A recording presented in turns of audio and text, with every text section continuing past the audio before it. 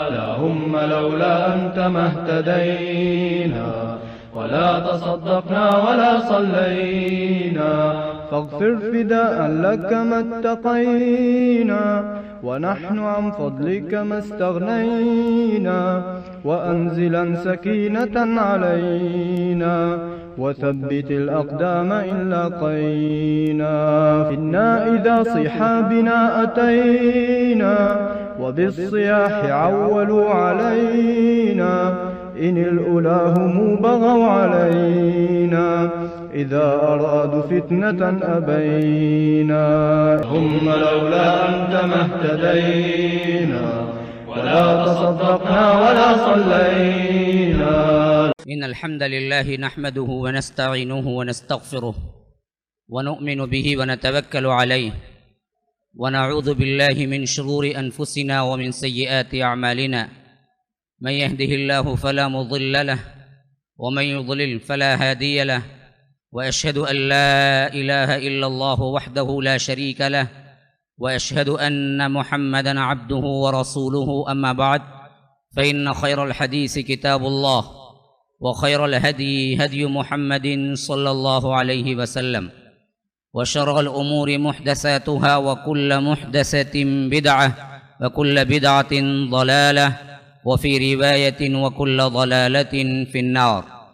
فأعوذ بالله من الشيطان الرجيم. بسم الله الرحمن الرحيم.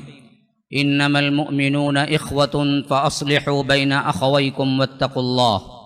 اللهم أرنا الحق حقا وارزقنا اتباعه، وأرنا الباطل باطلا وارزقنا اجتنابه. اللهم علمنا ما ينفعنا وانفعنا بما علمتنا وارزقنا علما. رب اشرح لي صدري ويسر لي أمري واحلل عقدة من لساني يفقه قولی.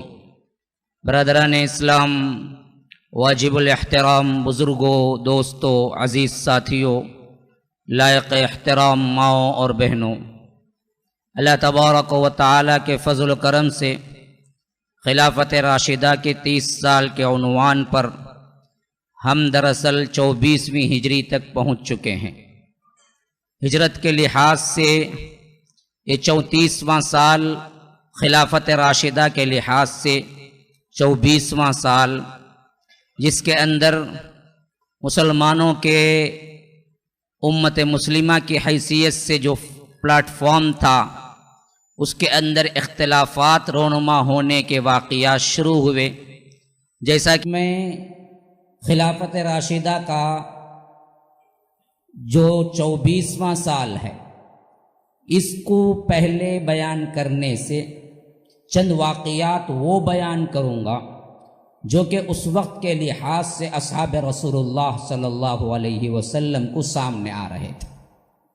یعنی اللہ کے رسول صلی اللہ علیہ وسلم کو بالوحی بعض ایسی چیزیں معلوم تھی جو کہ بعد میں اللہ کے رسول صلی اللہ علیہ وسلم کے صحابہ کو پیش آئے گی، اور اس میں وہ بڑے بڑے فتنے بھی معلوم تھے جو کہ اللہ کے رسول صلی اللہ علیہ وسلم کے صحابہ اور خاندان اہل بیت کے ساتھ پیش آئیں گے۔ اور اس حیثیت سے ہمیں نظر آتا ہے کہ اللہ کے رسول صلی اللہ علیہ وسلم وقتاً فوقتاً، موقع بموقع اور اس کی حکمت کے لحاظ سے کبھی کبھی اشارتاً اصحاب رسول اللہ صلی اللہ علیہ وسلم کو بھی بتا دیا کرتے تھے۔ اسلاف اس کی حکمت میں ذکر کرتے ہیں کہ ایسا اللہ کے رسول صلی اللہ علیہ وسلم نے کیوں کیا، تاکہ جب یہ فتنے نمودار ہو جائیں تو سب سے پہلے ایک گائیڈنس مل جائے کہ کیا کرنا چاہیے، اور نمبر 2، جن کو سہنا ہے، یعنی جن کے اوپر سے یہ فتنے گزریں گے، اس وقت وہ صبر و تحمل کے ساتھ اس کو برداشت بھی کرنا ہے۔ اور یہ امت مسلمہ کے لیے بھی ایک بہت بڑا مسئلہ ہو جائے گا، تو عوام کو بھی مینیج کرنے کے لیے کہ ان اشارات کے تحت اپنے آپ کو مجتمع کر لیں۔ جیسا کہ اللہ کے رسول صلی اللہ علیہ وسلم نے فرمایا، بہت مشہور حدیث ہے کہ فرمایا کہ میرے بعد بکثرت تم اختلاف دیکھو گے۔ اللہ کے رسول صلی اللہ علیہ وسلم نے فرمایا میرے بعد بہت کثرت سے تم میری امت کے اندر اختلاف دیکھو گے۔ وَمَا الْمَخْرَجُ یا رسول اللہ، اے اللہ کے رسول صلی اللہ علیہ وسلم اس سے نکلنے کا کیا ہے، کیا ریمیڈی ہے، کیا کریں ایسے وقت میں؟ تو فرمایا کہ دیکھو، ایک تو یہ ہے کہ میری سنت اور میری خلفائے راشدین کی سنت کو مضبوطی سے پکڑ لو، ایک یہ فرمایا۔ کئی جگہ یہ ہدایات دی کہ دیکھو کہ میں میرے بعد دو اہم چیزیں چھوڑے جا رہا ہوں، اس کو مضبوطی سے پکڑ لینا، پھر تمہیں کوئی گمراہی نہیں آئے گی۔ پوچھا گیا وہ کیا ہے؟ فرمایا کہ کتاب اللہ و سنتی، اللہ کی کتاب اور میری سنت۔ فرمایا علیکم بسنتی و سنت الخلفاء الراشدین المہدیین عضوا علیہا بالنواجذ۔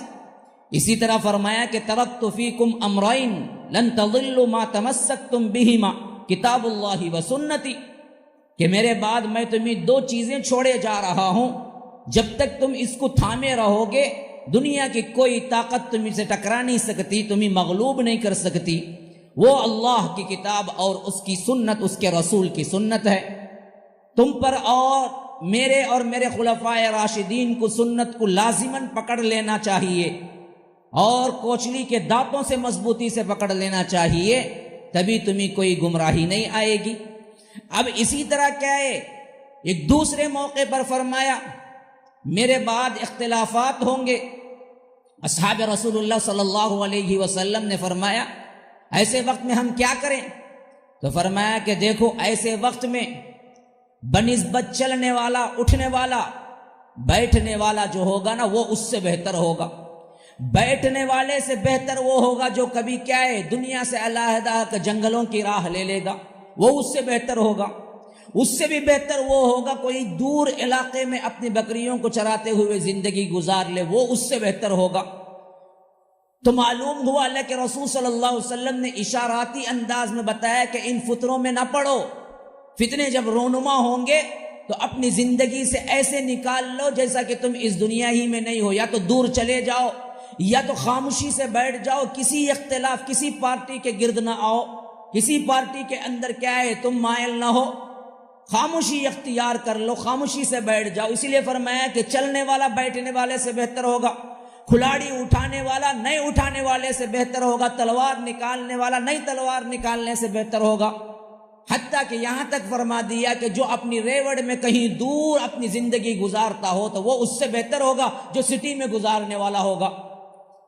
تو اللہ کے رسول صلی اللہ علیہ وسلم نے یہ اشارات عمومی لوگوں کو دیے، لیکن جن سے سابقہ پیش آنا تھا انہیں بھی اشارات دیے کہ تمہیں ایسے ایسے ماحول سے گزرنا پڑے گا، ثابت قدم رہنا۔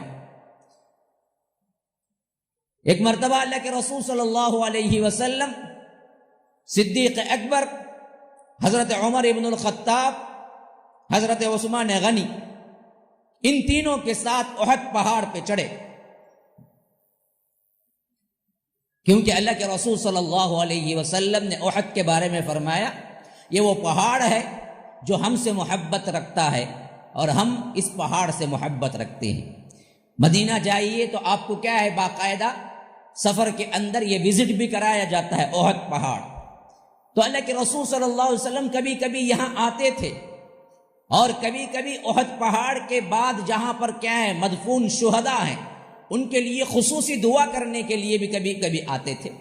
تو ایسے ہی ایک موقع پر اللہ کے رسول صلی اللہ علیہ وسلم ابو بکر، عمر، عثمان چڑھے ہوئے تھے کہ ایک طرف کیا ہے نبوت کا بوجھ تھا پہاڑ کے اوپر، پہاڑ بھی نہ سنبھال سکا۔ ہم سمجھتے ہیں معمولی باتیں ہیں، نہیں، اللہ کے رسول صلی اللہ علیہ وسلم کا وجود خود ایک بہت ہی احترام والا ہے، وحی کو اٹھانے کا ایک بہت ہی ثقیل وزن ہے۔ اگر کسی عام انسان کے اوپر وحی اترتی تو وہ چورا چورا ہو جاتا، ہڈیاں تک اس کی نہیں ملتی۔ یہ صرف اللہ کے رسول صلی اللہ علیہ وسلم کا حق تھا کہ وہ وحی کو اٹھائے، ورنہ تو وحی کو اترنے کی کیفیت کو ہر کوئی برداشت کرنا معمولی بات نہیں ہوتی۔ اللہ اس کے لیے الگ سے ایک پاور دیا تھا محمد الرسول اللہ صلی اللہ علیہ وسلم کو کہ تب کئی وہ حامل وحی نبوت ہوئے، ورنہ تو روایتوں میں آتا ہے کہ زید بن ثابت کہتے ہیں کہ میرے اوپر اللہ کے رسول صلی اللہ علیہ وسلم کے جسم کا کچھ حصہ تھا، ذرا بے تکلفی سے اللہ کے رسول پاؤں رکھے ہوئے تھے میرے پاؤں کے اوپر، وحی نازل ہونا شروع ہو گئی تو مجھے ایسے لگا کہ میری ہڈی ٹوٹ جائے گی. خالی ایک پاؤں رکھے ہوئے تھے. کبھی کبھی اونٹنی پہ سوار ہوتے اور وحی نازل ہو جاتی تو اونٹنی جیسی طاقتور جانور، اونٹنی جیسا کیا ہوتا معاملہ کہ اس کو چلنا دشوار ہو جاتا، وہ بیٹھ جاتی. کبھی کبھی اللہ کے رسول ہی تکلیف محسوس کر کے اونٹنی سے اتر جاتے. تو حامل نبوت پہاڑ پہ چڑھے. ایک نبوت کا جلال تھا، ایک طرف صدیق کا جلال تھا، ایک طرف عمر فاروق کا جلال تھا، ایک طرف حیا کا پیکر تھا. تو احد پہاڑ خود سنبھال نہ سکا کہ وہ لرزنے لگا.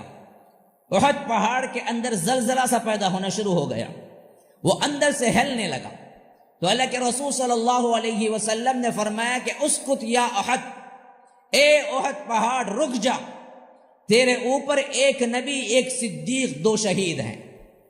اب دیکھیے بالکل بھی یہ بہت دور آگے پیش آنے والی بات اللہ کے رسول صلی اللہ علیہ وسلم نے ہند دے دیا کہ میرے اوپر ایک نبی ہے، ایک صدیق ہے جو شہید نہیں ہوگا، طبعی موت مرے گا. جیسا کہ صدیق اکبر ہیں، طبعی موت مری، قدرتی موت آئی. اور 2 شہید ہیں، بتا دیا کہ عمر بھی شہید ہونے والے ہیں، عثمان بھی شہید ہونے والے ہیں. پہلے ہی بتا دیا کہ کہہ دیا کہ میرے اوپر کوئی اور نہیں ہے، تیرے اوپر کوئی اور نہیں ہے، ایک نبی ہے، ایک صدیق ہے، 2 شہید ہیں. اسی سے صحابہ کو اب جو ساتھ میں تھے وہ تو اندازہ لگا ہی لیے کہ آخرکار میری موت کا باعث شہادت بنے گی. تو عمر اچھی طرح جانتے تھے کہ مجھے قتل کیا جائے گا، عثمان بھی اچھی طرح جانتے تھے کہ مجھے قتل کیا جائے گا. یہ اشارے اللہ کے رسول صلی اللہ علیہ وسلم نے بہت پہلے دے دیے تھے.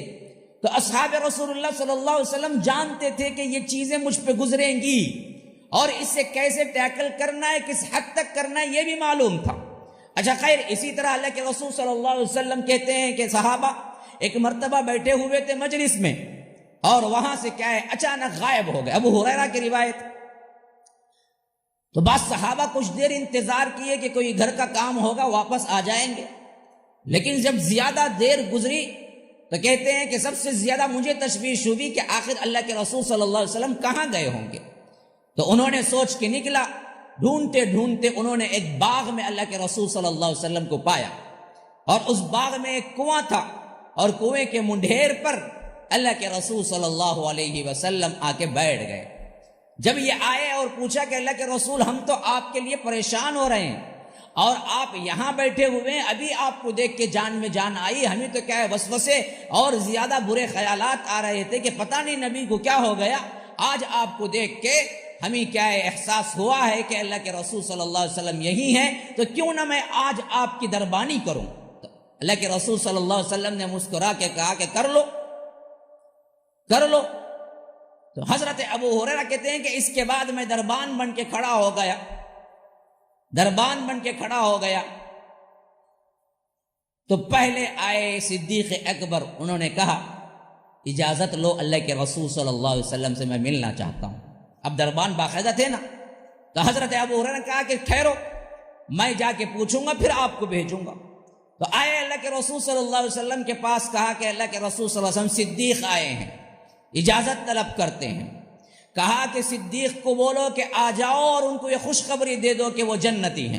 تو انہوں نے کہا کہ آپ کے لیے مرحبا، اللہ کے رسول نے آپ کو بلایا ہے اور کہہ دیا ہے کہ آپ جنتی ہیں.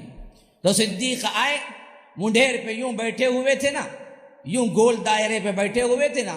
تو اللہ کے رسول صلی اللہ علیہ وسلم کے سیدھے ہاتھ پر حضرت صدیق اکبر بھی اسی بے تکلفی سے بیٹھ گئے جس طرح اللہ کے رسول صلی اللہ علیہ وسلم بیٹھے ہوئے تھے. تھوڑی دیر نہیں گزری، پھر آئے. ابو ہریرہ نے کہا کہ اب عمر آئے ہیں، اجازت طلب کرتے ہیں. کہا کہ عمر کو اجازت دے دو اور کہہ دو کہ وہ جنتی ہے، ان کو جنت کی بشارت بھی دے دو. تو وہ بھی آئے اور ابو ہریرہ نے کہا کہ دیکھو اللہ کے رسول نے آپ کو اجازت بھی دی اور ساتھ میں کہا کہ آپ جنتی بھی ہیں. تو وہ آئے، اللہ کے رسول صلی اللہ علیہ وسلم کو سلام کیا. اب سیدھے طرف تو منڈھیر کا جو گول دائرہ تھا وہ ایک حصہ سیدھے طرف کا بھر چکا تھا، تو وہ بائیں طرف آ کے اسی انداز میں بیٹھ گئے جس طرح اللہ کے رسول بیٹھے ہوئے تھے منڈھیر کے اندر، یعنی کنویں کے اندر پاؤں لٹکائے ہوئے منڈھیر پہ بیٹھے ہوئے تھے، وہیں پر یہ بائیں طرف پہ بیٹھ گئے. اب منڈھیر دیکھیے نا جی، ایسے گول ہوگا تو ایک طرف درمیان میں اللہ کے رسول بیٹھ گئے، ایک طرف حضرت ابوبکر صدیق بیٹھ گئے اور ایک طرف حضرت عمر بیٹھ گئے، تو اس طرف کا پورا حصہ کور ہو گیا۔ اب تھوڑی دیر بعد پھر دروازہ کھٹکھٹایا، حضرت ابو ہریرہ دوڑتے ہوئے آئے، کہا کہ عثمان آئے ہیں اور کہتے ہیں کہ اجازت لے۔ تو کہا کہ ان کو بھی اجازت دے دو اور ان کو بھی خوشخبری سنا دو، لیکن علی بلوا مصیبتن، اس کو ایک مصیبت پہنچے گی۔ اب پھر حضرت عثمان آئے، اب دیکھا کہ مڈھیر گول دائرہ تھا، تو ایک دائرہ میں ادھر طرف سیدھے ہاتھ طرف بیٹھ چکے تھے صدیق اکبر، بائیں ہاتھ طرف بیٹھ چکے تھے حضرت عمر، تو اب اسی تسلسل میں بیٹھنا ممکن نہیں تھا، تو حضرت عثمان اللہ کے رسول کے اپوزٹ جو گول دائرہ تھا مڈھیر پہ، وہاں بیٹھ گئے۔ اسی سے مفسرین نے مطلب نکالا کہ ایک تو بتا دیا کہ جب دفن ہوں گے تو میرے بائیں جانب صدیق اکبر ہوں گے، دائیں جانب صدیق اکبر ہوں گے، بائیں جانب عمر ہوں گے، لیکن عثمان اس حجرے میں نہیں ہوں گے، وہ اپوزٹ جنت البقیع میں دفن ہوں گے۔ اور یہ بھی اشارہ اس کے اندر دے دیا کہ عثمان کو پہنچنے سے پہلے ایک بڑی مصیبت کا سامنا کرنا پڑے گا۔ الا بلوا مصیبت، تیرے اوپر ایک مصیبت پہنچے گی، اس کو تجھے جھیلنا پڑے گا۔ تو یہ چیز حضرت عثمان کے دماغ میں بیٹھی ہوئی تھی، صحابہ کو معلوم تھا۔ اسی طرح اللہ کے رسول صلی اللہ علیہ وسلم نے اما عائشہ سے ایک مرتبہ شاہد ظاہر کی حجرے میں کہ کاش کوئی صحابی آج مجھے اندر آ کے ملتے۔ کہا کہ ابا جان کو بلا لو، کہا کہ نہیں۔ کہا کہ عمر کو بلا لو، کہا کہ نہیں۔ کہا کہ عثمان کو بلا لو، ہاں، کہا کہ اگر وہ آ جائیں تو اچھا ہے۔ تو ابھی بات ختم نہیں ہوئی، دروازہ کھٹکھٹائے تو پوچھا کہ کون ہے؟ تو کہا کہ عثمان ہے۔ تو کہا کہ آؤ اندر آؤ، تمہارا انتظار۔ جب وہ اندر آئے تو اما عائشہ سے کہا کہ تم ذرا پرے ہٹ جاؤ، میں کچھ باتیں کرنا ہے عثمان سے۔ پھر عثمان رضی اللہ عنہ سے کان میں باتیں کی، سرگوشی کرتے ہوئے کہا، جس سے حضرت عثمان کا چہرہ متغیر ہو رہا تھا، کبھی خوشی ہو رہی تھی، کبھی غم ہو رہا تھا، کیوں؟ پھر اس کے بعد جب یہ معاملہ جب 36 ہجری میں پیش آیا ان کے قتل کا، تو اس وقت انہوں نے فرمایا کہ اس وقت وہ بات وہی تھی کہ اللہ کے رسول صلی اللہ علیہ وسلم نے فرمایا کہ عثمان، تمہیں اللہ تبارک و تعالی ایک عبا پہنائے گا، ایک خلافت کا کیا ہے، تمہیں عبا پہنائے گا، جس کو لوگ تمہارے پاس سے اتارنا چاہیں گے لیکن تم نہ اتارنا، اور اسی پہ تمہارا کیا ہے، قتل ہو جائے گا، تم جمے رہنا اور مجھ سے آ ملنا۔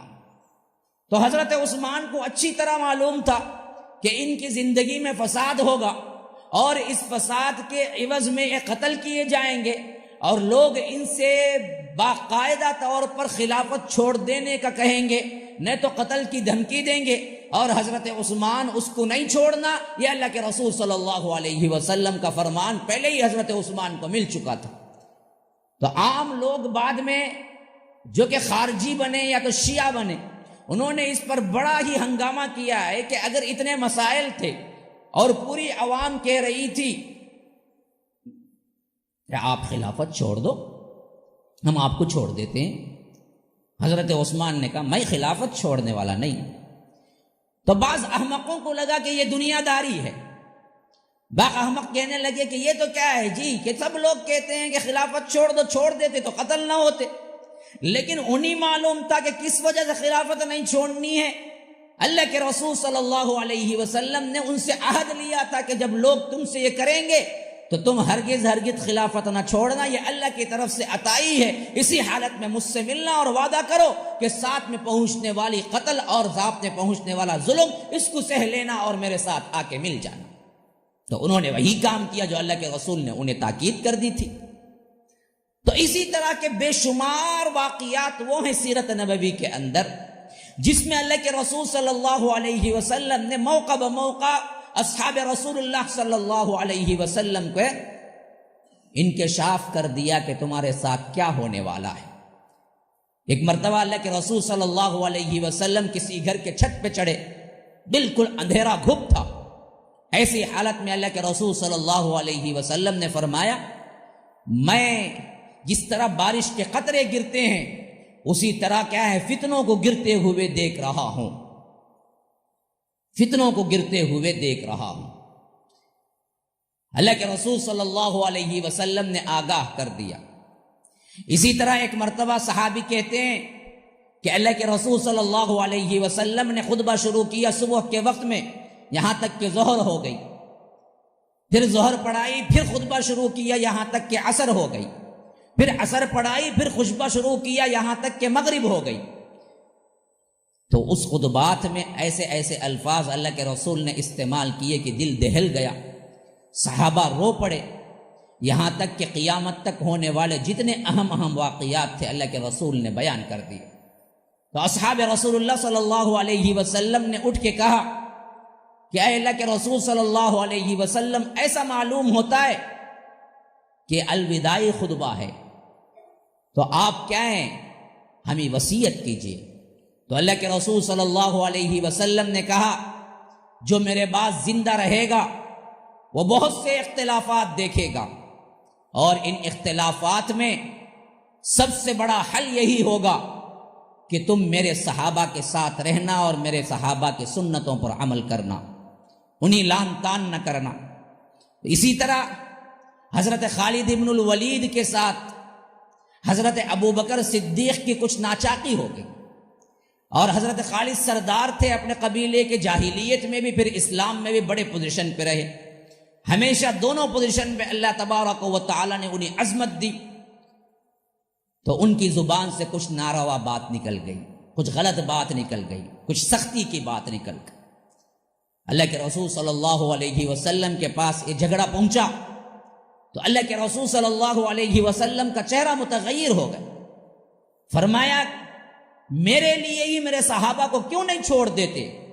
جب سب نے تکذیب کی صدیق نے اپنایا، جب سب نے مجھے جھوٹا کہا صدیق نے اس وقت سچ کہا۔ یاد رکھو لوگو، میرے صحابہ کو کبھی گالی نہ دینا، میرے صحابہ پر کبھی کیا لان تان نہ کرنا۔ اگر میرا صحابی صرف آدھا مد کہتے ہیں 4 چلو اپنے ہاتھ کے کیا ہیں 4 مرتبہ آپ جمع کریں گے تو 1 مد ہے، تو 2 چلو پانی یا جو چلو مایا جس میں جمع ہو جاتا ہے وہ کیا ہے، نصف مد ہوتا ہے۔ تو اللہ کے رسول صلی اللہ علیہ وسلم نے فرمایا اگر غیر صحابی پوری زندگی سجدے میں سر رکھ کے گزار دے اور میرا صحابی آدھا مد صدقہ کر دے تو اس صدقے کے ثواب کے برابر اس کی پوری زندگی کا سجدہ نہیں ہوگا۔ میرا صحابی اتنا اونچا ہے۔ فرمایا کہ تم بعد میں دیکھو گے کچھ اختلافات، اپنی امت کو تنبیہ کرتا ہوں کہ اللہ بے اصحابی، خبردار لوگو میرے اصحاب کے معاملے میں۔ کیوں؟ لا تسبوا اصحابی، میرے صحابہ کو گالی نہ دینا۔ لا تتخذوهم غرضا من بعدی فمن احبهم فبحبی احبهم ومن ابغضهم فببغضی ابغضهم وخیر القرون قرنی ثم الذین یلونہم ثم الذین یلونہم۔ اللہ کے رسول صلی اللہ علیہ وسلم نے فرمایا کہ لوگوں یاد رکھو، جو صحابہ سے محبت رکھے گا وہ میری محبت کی وجہ سے ہے، جو صحابہ سے بغض رکھے گا وہ میرے بغض کی وجہ سے ہوگا، جو صحابی سے بغض رکھا وہ میرے بغض کے اندر آئے گا، جو صحابی سے محبت رکھے گا وہ میری محبت کی وجہ سے محبت رکھے گا۔ اور یاد رکھو سب سے بہتر زمانہ میرا زمانہ ہے، پھر اس کے بعد کا زمانہ میرے بعد صحابہ کا زمانہ ہے، صحابہ کا، پھر اس کے بعد کا زمانہ تابعین کا ہے، سب اس کے بعد کا زمانہ تابع التابعین کا ہے، اس کے بعد زمانے کی کوئی گارنٹی نہیں۔ تو کچھ بھی ہو جائے میرے صحابہ کا زمانہ، میرا زمانہ سب سے بہتر زمانہ ہے۔ فرمایا کہ اگر کوئی صحابی کے ساتھ ناروا سلوک کرے گا تو یاد رکھو اللہ تبارک و تعالی ضرور بالضرور اس کا مواخذہ کرے گا، کیونکہ وہ دراصل جس نے صحابی کو ایذا دی، تکلیف دی، وہ مجھے ایذا دینے کے برابر ہے، مجھے تکلیف دینے کے برابر ہے۔ حتیٰ کہ اللہ کے رسول صلی اللہ علیہ وسلم نے اپنی ہی زندگی میں جب صحابہ پر کچھ اور پرابلمز کی وجہ سے یا ذاتی طور پر کبھی کچھ ان کی غلطیوں کی وجہ سے لوگوں نے لعن طعن کیا تو صاف کہہ دیا کہ ان کے لیے تمہارا کوئی راہ، کوئی سبیل نہیں کہ تم ان پہ کچھ باتیں کرو۔ ایک صحابی تھے حاطب ابن ابی بلتع، بڑے پائے کے صحابی، بدری صحابی کون تھے؟ حاطب ابن ابی بلتع۔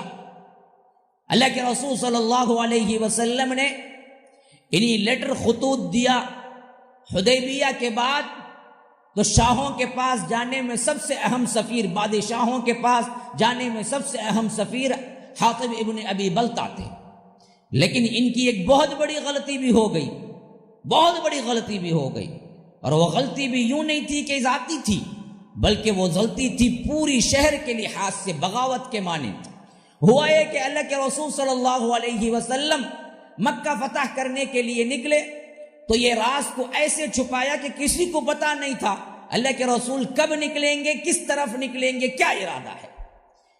اس چیز کو خود ابو سفیان جو دشمنان اسلام میں سے تھے، ابھی تک اسلام نہیں قبول کیا تھا، انہوں نے تک محسوس کر لیا کہ اب اللہ کے رسول پتہ نہیں کیا ڈیسیشن اٹھانے والے ہیں اور ہم پر کیا حملہ کرنے والے ہیں۔ معافی تلافی کے لیے بھاگے بھاگے مدینہ آئے، کہا کہ اللہ کے رسول جو بھی ہوا معاف کر دیجئے، کیونکہ ایک معاہدہ تھا کہ 10 سال تک نہیں لڑیں گے، اور انہوں نے وہ معاہدہ توڑا تھا قریش نے جو کہ مشرکین تھے۔ تو معلوم ہو گیا اب اس کی پاداش میں اللہ کے رسول کیا کرنے والے ہیں پتہ نہیں تھا، لیکن اتنا تو معلوم ہو گیا کچھ ہونے والا ہے۔ اس ڈر کے مارے انہوں نے کیا کیا کہ پہلے بھاگتے ہوئے آئے کہ قریش کو معاف کر دیں۔ اللہ کے رسول صلی اللہ علیہ وسلم نے چہرہ پلٹا لیا، ادھر سے آئے پھر معافی مانگی، اللہ کے رسول نے کوئی بات نہیں کہ چہرہ پلٹا لیا۔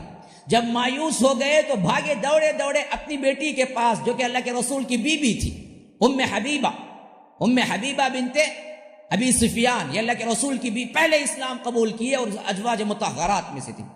8 سال تقریباً ہو چکے تھے بیٹی سے ملے، جب ہجرت کر کے نکلے تھے پہلی مرتبہ جب بات ہوئی تھی وہی تھی، پھر مدینہ آئے ہوئے 7 سال ہو چکے تھے۔ اب بھاگے دوڑے گئے، کہا کہ بیٹی آج ہاتھ پھیلانے آیا ہوں، تیرا ابا ہوں، آج کسی طرح اپنے شوہر کو منا لو۔ پتہ نہیں کوئی جواب نہیں دے رہے اللہ کے رسول کیا کرنے والے ہیں۔ تو انہوں نے وہاں پر جو کچھ بھی کیا اس سے معلوم ہو گیا بات کرنا تو بہت دور کی بات ہے، یہ تو مجھے بیٹھنے کی بھی اجازت نہیں دی۔ انہوں نے کیا کیا کہ جیسے ہی ابا اندر داخل ہوا ابو سفیان تو اللہ کے رسول کا ایک بستر تھا جہاں اللہ کے رسول بیٹھتے تھے، یعنی بستر کا مطلب کوئی کپڑا بچھا ہوا تھا جہاں پر اللہ کے رسول عموماً آ کے بیٹھتے تھے حجرے میں، وہ کپڑا ہی لپیٹنا شروع کر دیا۔ انہوں نے کہا کہ بیٹی ماجرا کیا ہے، کیا میں اس بستر کے لائق نہیں ہوں یا بستر میرے لائق نہیں ہے جس کی وجہ سے تم تہ کر رہی ہو؟ کہا کہ آپ کے لائق نہیں ہے، نہیں بلکہ یہ بستر اصل میں آپ بیٹھنے کے لائق نہیں ہے۔ کیوں؟ آپ ایک مشرک ہیں، اللہ کے رسول اس پہ بیٹھا کرتے تھے، میں آپ کو بیٹھنے نہیں دیتی۔ انہوں نے تہ کر کے رکھ دیا۔ پھر اس کے بعد کہا کہ بیٹی باپ کو بھول گئی، تیرا باپ آج آیا ہے، کسی طرح اپنے شوہر سے بات کرا دے۔ کہا کہ جس معاملے میں اللہ کے رسول رخ نہ موڑتے ہوں میں کہاں سے بات کرا سکتا ہوں، میں کہاں سے بات کرا سکتی ہوں؟ ہاں صلہ رحمی کے طور پر آپ کو کچھ چاہیے تو میں صلہ رحمی کر سکتی ہوں۔ تو وہاں سے مایوس ہو کے نکلے، پھر اس کے بعد یہاں سے پہنچے حضرت ابو بکر کے پاس، کہا کہ آپ بہترین ساتھی ہیں، شاید آپ کی بات مان جائیں، آپ بتا دیجئے کچھ باتیں، بات کر لیں گے، صلح ہو جائے گی۔ پتہ نہیں اللہ کے رسول کے کیا ارادے۔ صدیق اکبر نے کہا کہ جس شخص سے اللہ کے رسول منہ موڑ لے میں اس کی سفارش نہیں کر سکتا۔ پھر حضرت عمر کے پاس دوڑے دوڑے گئے، کہا کہ آپ بھی تو ایک ساتھی ہیں، بہت بہترین ساتھی ہیں، تو آپ بھی تو کچھ کر لیجئے نا۔ ان کے ہاتھ میں اس وقت ایک چھوٹی سی مسواک تھی، انہوں نے کہا کہ او خدا کے دشمن، آج میرے پاس مدد مانگنے آیا ہے، یاد رکھ جب تک یہ چھوٹی مسواک بھی میرے ہاتھ رہے گی نا تجھے مارتا رہوں گا میں۔ اسی وجہ سے بعد میں کہا کہ دشمنان اسلام کے معاملے میں میں نے سب سے سختر کسی کو پایا تو عمر کو پایا۔ پھر بھاگے بھاگے حضرت علی کے پاس، پھر کہا کہ رشتہ داری کا بھی واسطہ دیا، آپ رشتہ دار بھی ہیں۔ کہا کہ حضرت علی میں کچھ نہیں کر سکتا، ہاں اتنا کر سکتا ہوں کہ تم خود جاؤ مدینے میں مسجد نبوی کے اندر اور اپنی طرف سے اعلان کر دو کہ ہم صلح کرنا چاہتے ہیں، شاید اللہ کے رسول قبول کر لیں تو قبول کر لیں۔ سب سے نرم پایا تو حضرت علی کو پایا، بعد میں ابو سفیان کہا کرتے تھے۔ تو غرض کہ یہ سب کچھ ہو چکا تھا لیکن کسی کو پتا نہیں تھا آگے کیا ہونے والا ہے۔ اللہ کے رسول نے کسی کو نہیں بتایا بجز خاص صحابہ کے کہ اچانک میں حملہ کرنے والا ہوں مکے کو، اور 10,000 کا لشکر تھا اس وقت۔ تو اللہ کے رسول کو کسی کو معلوم نہیں تھا، بعض خاص خاص صحابہ کو معلوم تھا کیا ہونے والا ہے۔ ایسے میں حاطب بن ابی بلتع، ان کا خاندان وہاں پر تھا مکے میں، انہوں نے خفیہ لیٹر لکھا قریش کو کہ مجھے پتا چلا ہے کہ فلاں دن اللہ کے رسول 10,000 کا لشکر لے کے مکے کے لیے حملہ کرنے کے لیے نکلنے والے ہیں، اگر تم لوگ اپنے آپ کو بچانا چاہو تو بچا لو۔ یہ خط ٹائپ کیا، یہ خط لکھا، پھر سوچا کہ کس کے ہاتھ سے بھیجوں، تو ایک عورت تھی اس زمانے میں جو کہ کیا ہے ادھر ادھر پھرا کرتی تھی، اور اس کا کچھ نام بھی تھا، سفر بھی کر لیا کرتی تھی، جیسے ہوتے ہیں نا جی سفیروں کے طور پر بعض لوگ، ایسے ہی کیا ہے۔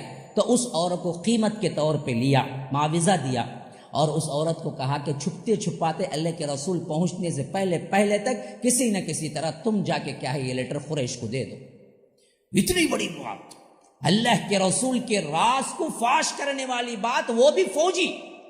فوج کے رازوں کو اگر کوئی عام انسان نہیں، فوجی بھی کرتا ہے تو اس کی سزا ہمیشہ فوج میں قتل ہوتی ہے۔ یہاں حضرت حاطب ابن ابی بلتع نے اتنی بڑی غلطی کر دی کہ اللہ کے رسول کا وہ راز جو کہ جنگی راز تھا، ایک عورت کی خدمات لے کے اسے کیا کیا کہ تو جا کے پہنچا دے۔ یہاں یہ کام ہوا، وہاں اللہ کے رسول کو وحی آ گئی کہ حاطب ابن ابی بلتع کے ہاتھوں ایک عورت جا رہی ہے۔ اللہ کے رسول صلی اللہ علیہ وسلم نے حضرت علی کو بلایا اور کچھ ساتھیوں کو بلایا، کہا کہ جاؤ کو روضہ خاخ، ایک مقام کا نام ہے جو مدینے سے جاتے ہوئے مکے کے راستے میں پڑتا ہے، وہاں تمہیں ایک عورت ملے گی، اس کے پاس ایک خط ہے، اسے لے کے آنا۔ حضرت علی فوری روانہ ہوئے، روضہ خاخ پہنچے، دیکھا کہ ویسے ہی ایک اونٹ پہ سوار ایک عورت جا رہی، انہیں نے رکوایا، کہا کہ جو چٹھی ہے آپ کے پاس دو۔ اس نے کہا کوئی چٹھی نہیں جی۔ کہا کہ دیکھ جھوٹ نہ بول، میرے نبی بولے ہیں تیرے پاس چٹھی ہے، نکال دے۔ وہ اڑی رہی کہ آپ سامان کی تلاشی لینا تو لے لو، میرے پاس تو کوئی چٹھی ہے نہیں۔ تو انہوں نے سامان وغیرہ کی تلاشی لی، کوئی چٹھی برآمد نہیں ہوئی۔ تو اب حضرت علی جلال میں آ گئے، انہوں نے کہا کہ اے عورت دیکھ، تیری بات سراسر جھوٹی اور میرے رسول کی بات سراسر سچی، میرے رسول کبھی جھوٹ نہیں بولتے۔ میرے رسول نے کہا ہے کہ تیرے پاس چٹھی ہے، اگر تو نہیں دے گی تو میں تجھے ننگا کرنے سے بھی ذریعہ نہیں کروں گا۔ جب یہ دھمکی دی تو اس نے اپنے بالوں کو چونڈا بنائے رکھا ہوا تھا، اپنے بالوں کے چونڈے کو کھولا، پھر وہاں سے ایک چٹھی نکال کے دی کہ اے چٹھی ہے۔ تو یہ لے کے بھاگے دوڑے آئے اللہ کے رسول صلی اللہ علیہ وسلم کے پاس، تو وہ چٹھی کھولی گئی تو اس میں حاطب ابن ابی بلتع نے لکھا ہوا تھا قریش کو کہ اللہ کے رسول حملہ کرنے والے ہیں، بچاؤ کر لو۔ اب جیسے ہی حضرت عمر کو معلوم ہوا، انہوں نے کہا کہ واللہ اللہ کا دشمن اتنا بڑا قتل کر دیں گے، اس کو حاطب کو بلاؤ۔ اللہ کے رسول نے کہا کہ عمر زبان سنبھالو، کس کے بارے میں کہہ رہے ہو؟ حاطب کون ہے پتہ ہے؟ حاطب بدری ہیں، بدری، ان کے بارے میں زبان مت کھولو۔ اچھا حاطب آئے، اللہ کے رسول صلی اللہ علیہ وسلم نے پوچھا کہ حاطب یہ کام تم نے کیا ہے؟ سر جھکا لیا، کہا کہ ہاں اللہ کے رسول صلی اللہ علیہ وسلم یہ کام مجھی سے ہوا ہے۔ کہا کہ آخر کیا وجہ ہے؟ منافقین تو نہیں، منافقین کے زمرے میں تو نہیں آتے، اللہ کے رسول کو معلوم تھا منافق نہیں ہے، سچے پکے مسلمان، اسی وجہ اللہ کے رسول نے یہ نہیں کہا کہ منافقانہ کام، کہا کہ کیا وجہ ہے کہ تم نے یوں کیا؟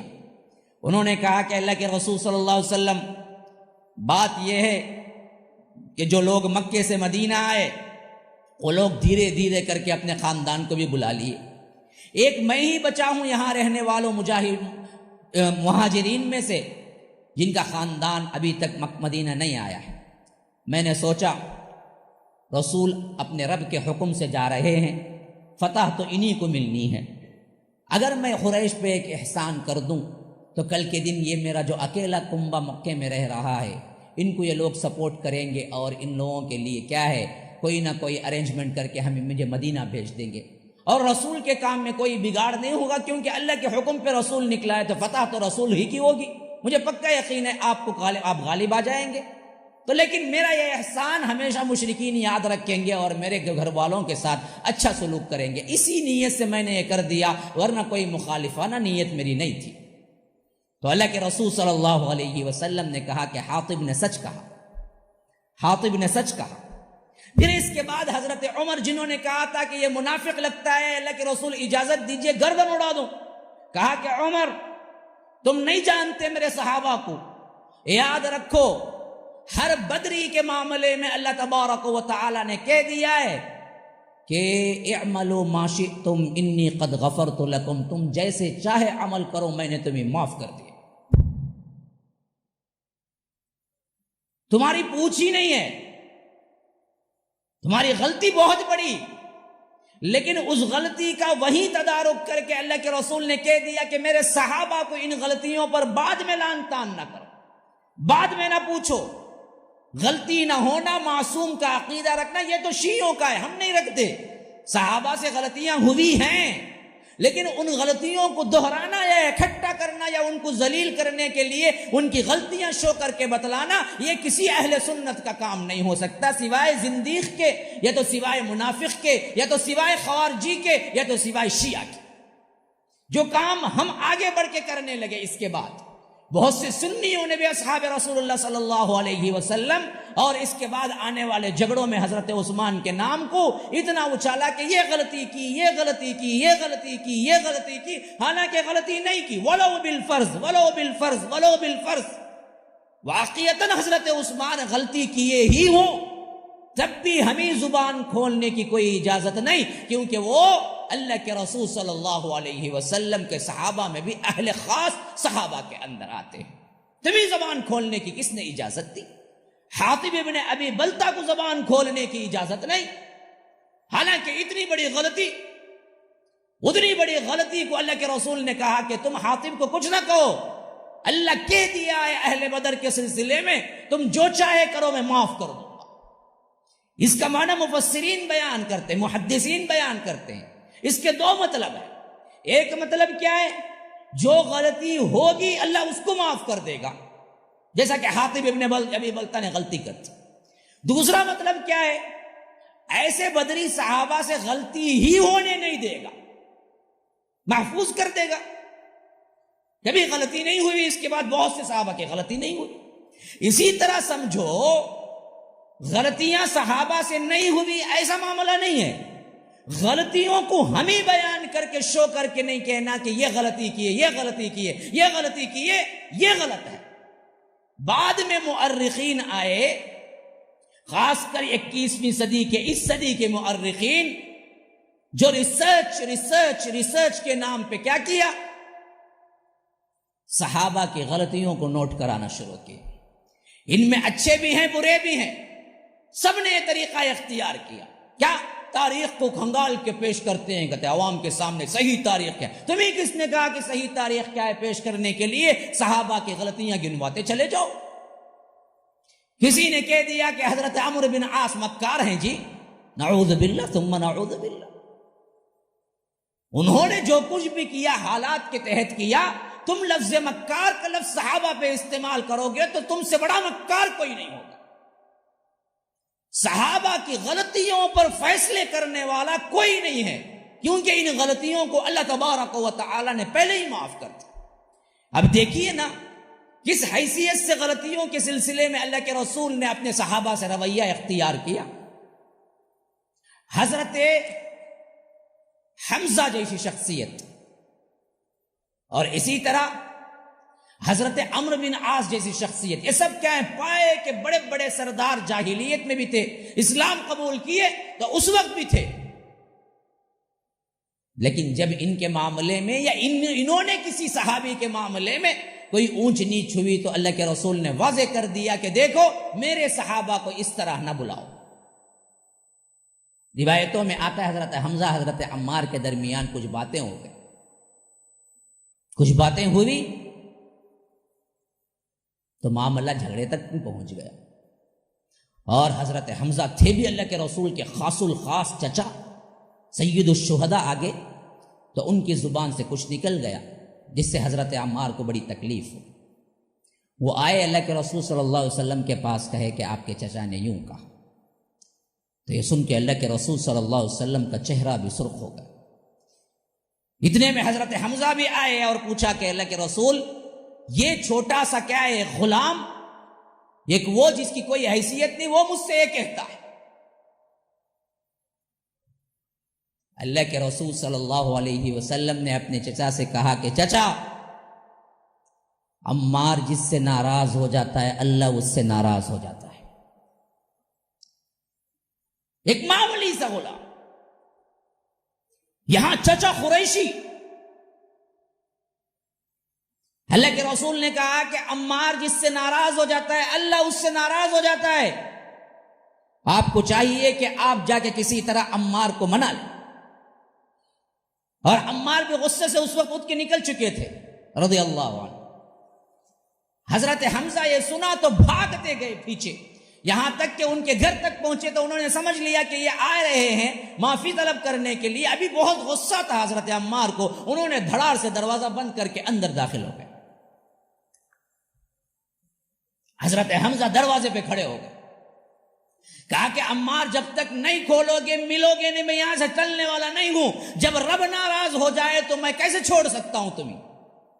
یہاں تک کہ آخرکار اتنی منت سماجت کی کہ آخرکار انہیں دروازہ کھولنا پڑا، اور حضرت حمزہ اندر جا کے گھٹنوں کے بل بیٹھ کے کہا کہ عمار مجھے معاف کر دو، تم ناراض ہوگے تو رب ناراض ہو جاتا ہے۔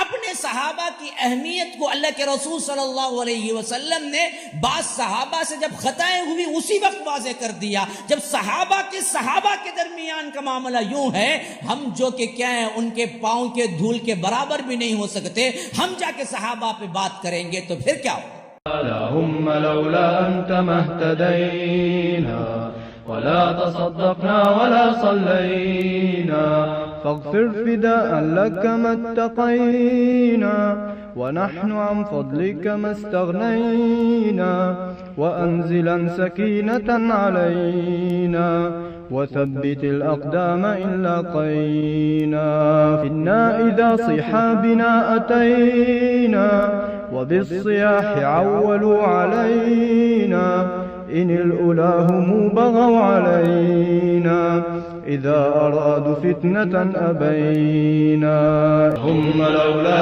أنت ما اهتدينا ولا تصدقنا ولا صلينا